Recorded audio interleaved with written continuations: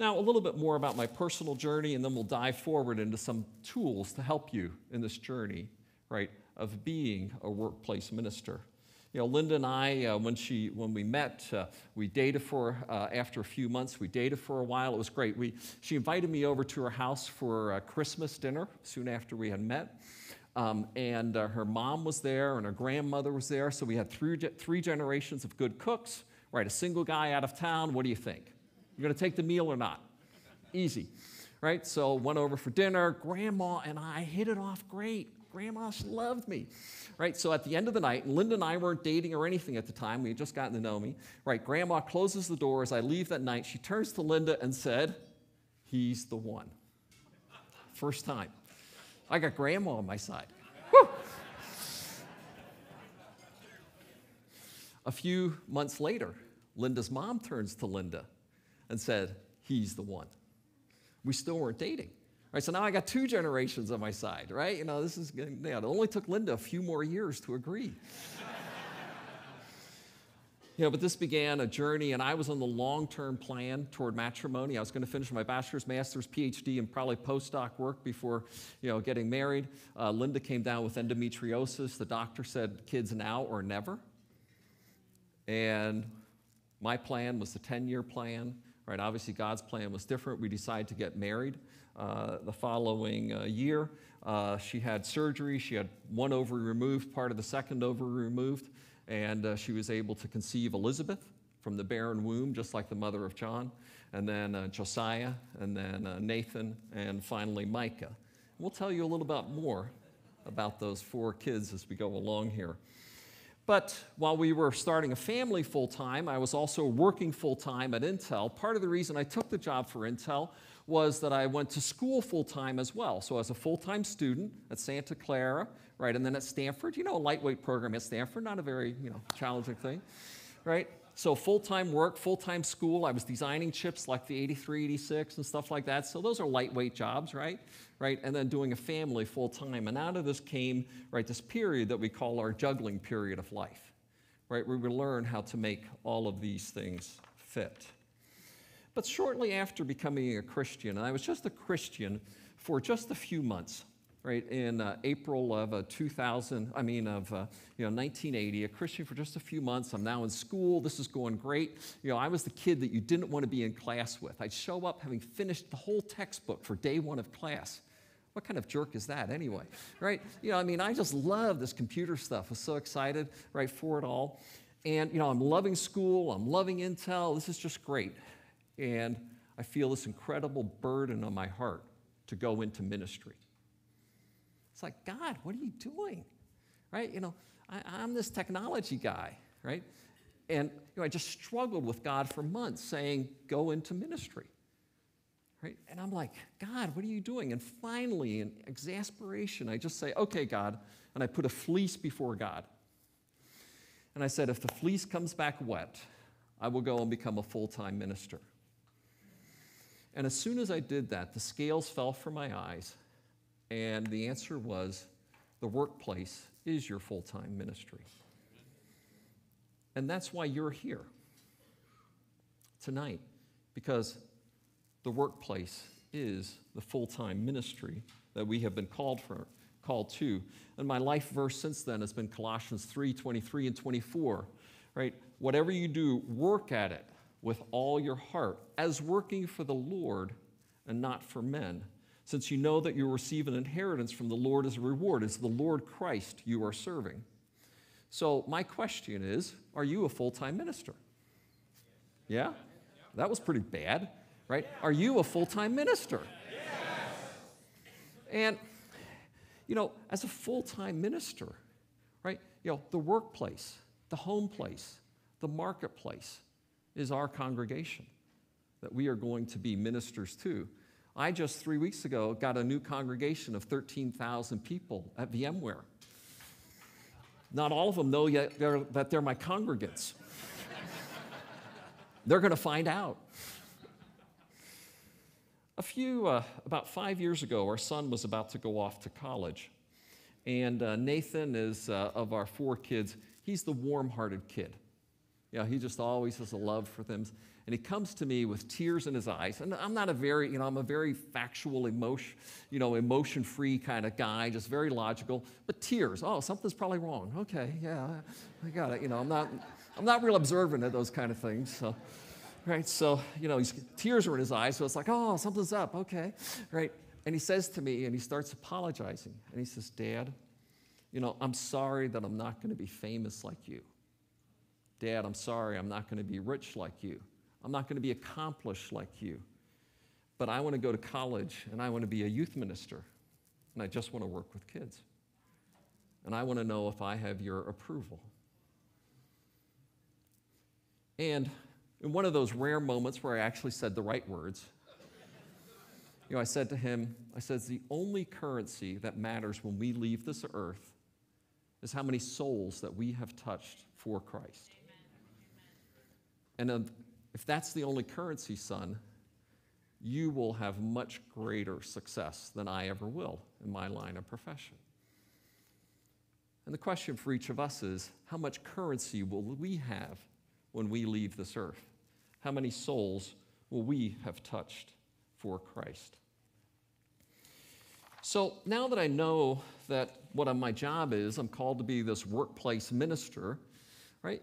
And I'm now working full-time, going to school full-time, right? Have a family full-time, this new faith full-time. How do you make it all fit? And out of that, right, I came, to this period in my life where I was just so struggling, right?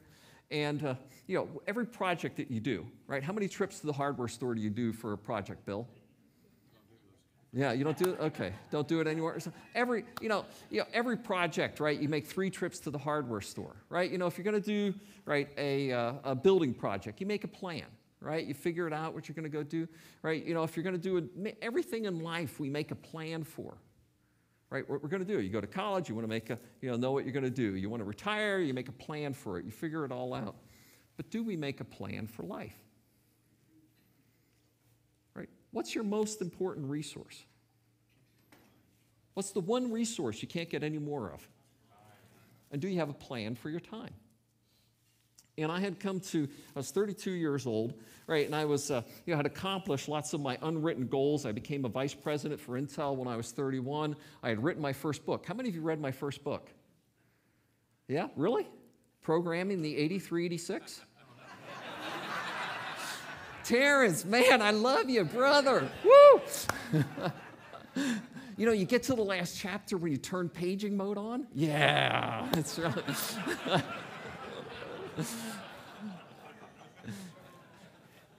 I wrote a book. I had my first patent. I was an inventor. I finished my first chip. And all of a sudden, I got to this point in life where I finished all my goals. Right? And I got, am I done when I'm 32 years old? And out of that came this period of deep soul searching, right, for me to say, what am I going to do with the rest of my life? Right? And out of that came this period of developing a mission statement, deciding what I wanted to do. And I will argue that every one of us should have a clear view of what we want to do with the rest of our life. And as I read through the scriptures, you come to Paul, right, in Philippians, 3, 13 and 14. Brothers and sisters, I do not consider myself yet to have taken hold of it, but one thing I do, forgetting what is behind and straining toward what is ahead, I press on toward the goal to win the prize for which Christ has called me heavenward in Christ Jesus. Do you think Paul had a plan? Do you think he had goals he was out straining for, reaching for, driving to accomplish? You read in Galatians, you read in 1 Corinthians, right, a story, right, the race, the prize, as he buffeted his body, right, out to bring more currency into heaven than anything else that he was going to do for his life. And so the question is, do you have a plan for life?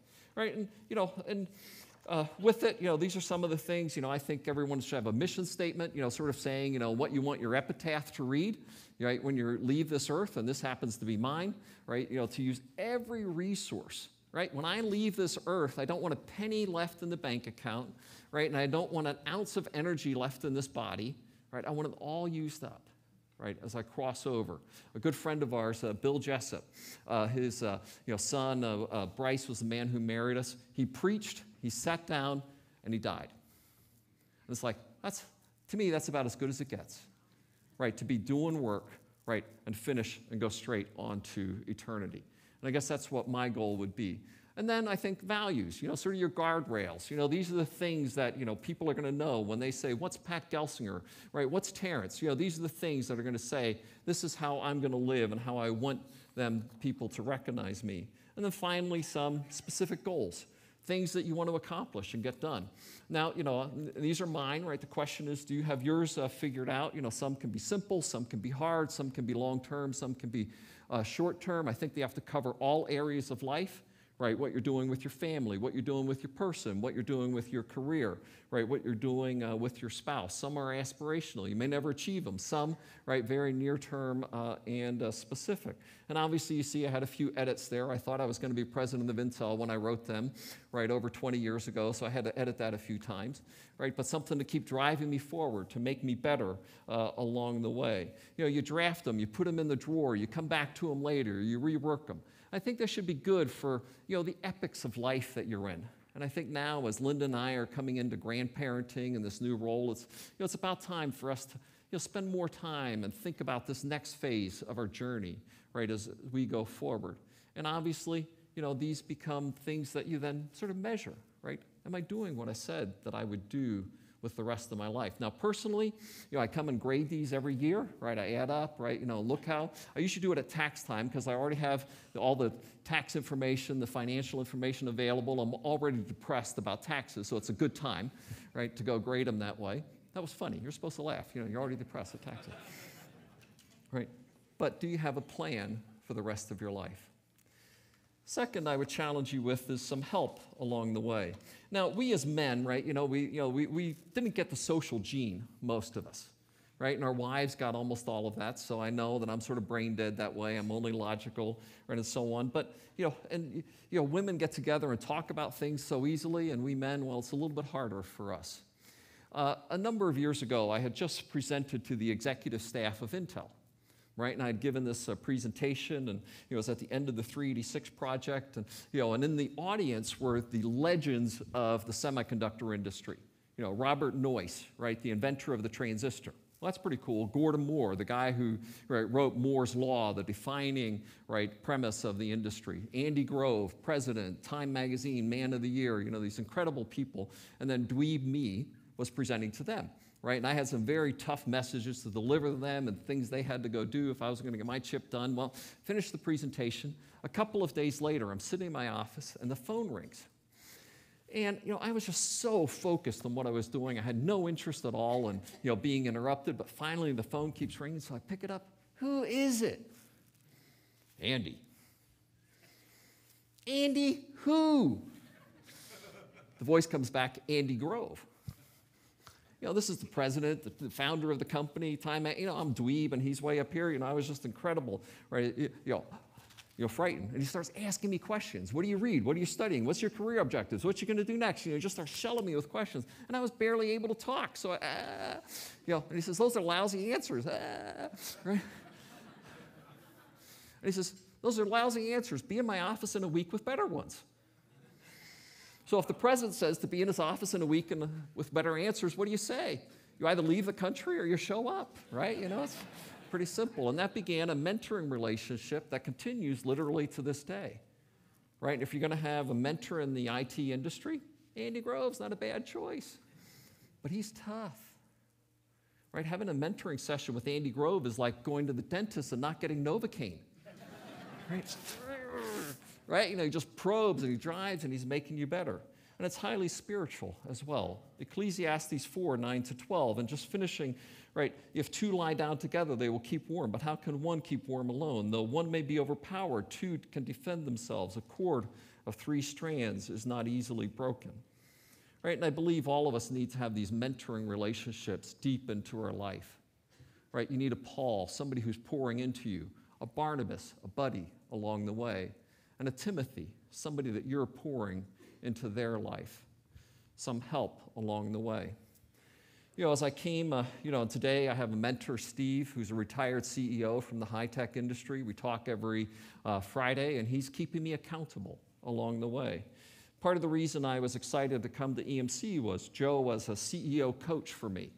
right? And it was fun. The board, I meet with the board members regularly at EMC over the last several years. And one of them said to me, he says, 2 things you got to work on, Pat. So one of the board members says 2 things. Your ears are perked up, right? And he says, one is you need to dress like an executive. Okay, I can do that, right? Linda, help me. Let's go to Nordstrom's. We'll get this worked out. And the second one is, he says, you need to know more about corporate finance. Okay, we can work on that. Joe got me a personal coach, a Columbia University professor who taught me Corporate Finance 101. Right, so, I had my own private Columbia professor teaching me corporate finance, right, making me better along the way. Now, of course, Linda thought I was only slightly odd when I carted along the 1,100-page textbook of corporate finance on our summer vacation through the Nordics and the Baltics last year. I thoroughly enjoyed it, out there reading on the deck, right, reading corporate finance. So anyway, now you get to know me a little bit more, but it was good. People who are making you better along the way, right, and people that you're pouring into their life, and people who are still driving you to be better. So do you have a mission statement? Do you have mentors?